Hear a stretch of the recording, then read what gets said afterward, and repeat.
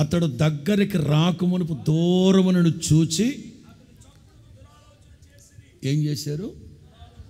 ఇవన్నీ ఏదో అకస్మాత్తుగా ప్లాన్ చేసుకునే కాదు. ఒకటి మాత్రం వాస్తవం, నన్ను అర్థమవుతుందా?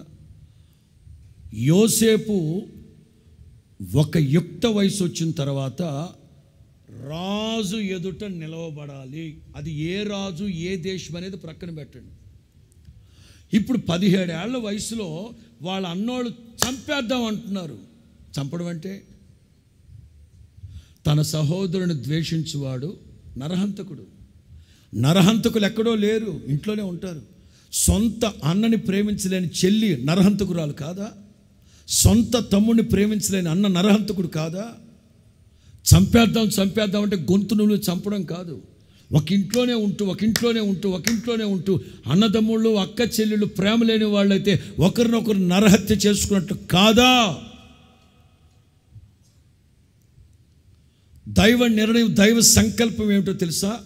యుక్త వయసు వచ్చాక రాజు ఎదుట నిలవబడాలి. ఈలోగా వీడిని ప్రాణం కాపాడబడాలంటే వీళ్ళ మధ్యలో ఉంటే 17 ఏళ్ల వయసులో వీళ్ళు చంపేస్తారు. దేవుడు ఎంత గొప్ప దేవుడో తెలుసా? ఆయన సంకల్పం నెరవేర్చబడేంత వరకు నీ వెంట్రుక కూడా రాలనివ్వడు. నా తండ్రి, నీ వెంట్రుక కూడా రాలనివ్వడు. తీసి మిద్యానీయులు కమ్మారు. పొతిఫర్ ఇంట్లోకి వచ్చాడు. పొతిఫర్ ఇంట్లో ఒక బజార్ ఉంది. ఎంత బజార్ది పొతిఫర్ భార్య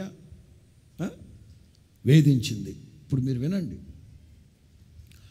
పొతిఫర్ వచ్చేలోపే అక్కడున్న వాళ్ళందరూ యోసేపుని కొట్టేశారు. కొట్టారులే, పొతిఫర్ వచ్చాక నన్ను అర్థం చేసుకుంటాడు కదా మా అధికారి అనుకున్నాడు.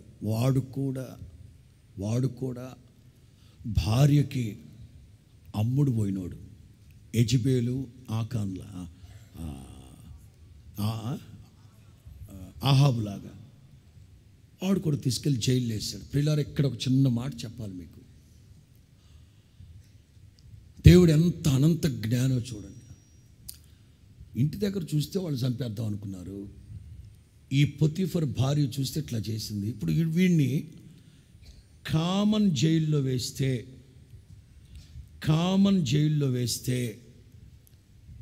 ఉదాహరణగా చెప్తాను. కొంతమంది ఖైదీలు కొట్లాడుకొని చంపేసుకుంటుంటారంట. ఆ లోపలే ఏ పండక్కో పబ్బానికో కబడ్డీ పోటీ పెట్టారనుకో, ఎక్కడ చెరసాల్లో.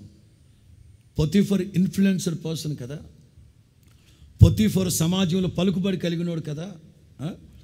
జైల్లో ఉన్న కొంతమంది ఖైదీలకు డబ్బులు ఇచ్చి, అరే ఏదో ఒక పండక్కి కబడ్డీ పోటీలు పెట్టినప్పుడు మీరందరూ కలిసి వాడిని తొక్కి చంపేయండిరా అని చెప్తాడు. అందుకే దేవుడు ఏం చేశాడు తెలుసా? ఈ సాధారణమైన ఒక యోసేపుని ఏ జైల్లో ఏం చేయడు? రాజ ఖైదీలు ఉన్న ఆ విఐపి ఖైదీలు ఉన్న చోట వేయించాడు. ఎందుకంటే సాధారణమైన ఖైదీల మధ్యలో ఉంటే చంపేస్తారు వీళ్ళని. నేను ఒక మాట రాసుకున్నాను ఇక్కడ.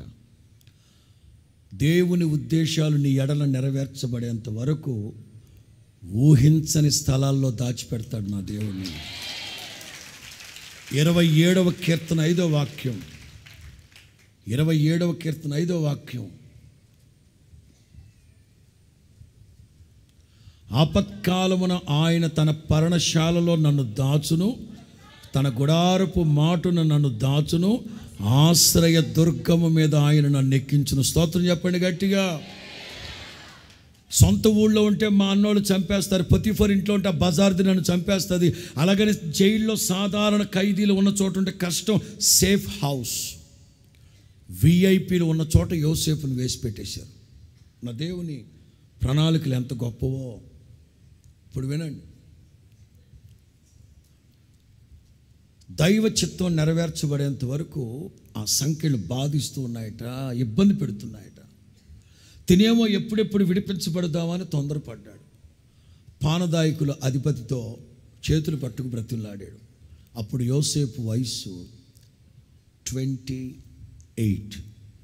దైవ సంకల్పం ఎప్పుడని చెప్పాను? 30వ ఏట.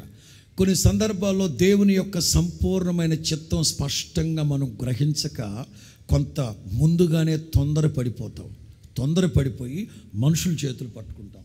అండ్ నేను ఏ తప్పు చేయలేదు, నేను నీతిమంతుని, గొప్పోడిని, ప్రార్థనాపరుణ్ణి, ఆత్మ వచ్చిందంటే 6 ఎకరం చాలదు నాకు అని ఏవేవో చెప్తాం వాళ్ళకి. దేవుడు చాలా బాధపడ్డాడు. వీడి పట్ల నా సంకల్పం నెరవేర్చబడాలి కదా, మనుషుల చేతులు పట్టుకుంటున్నాడేంటి? మనుషుల సహాయాన్ని అర్జిస్తున్నాడు దేనికి? ఎందుకు ఎట్లా ప్రవర్తిస్తున్నాడు? దైవ జనాంగమా, చాలా జాగ్రత్తగా ఉండాలి.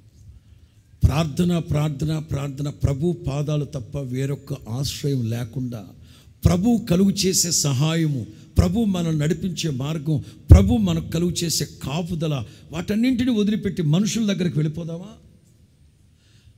నీ అన్నదమ్ముల మధ్యలో ఉంటే వాడు చంపేస్తారనే కాపుదల కోసం ఇక్కడికి తీసుకొచ్చాడు. సాధారణ ఖైదీల మధ్యలో ఉంటే వాళ్ళు చంపేస్తారని VIP దాంట్లో పెట్టాడు. నేను కదా నడిపిస్తున్నాను, తొందరపడుతున్నావు దేనికి?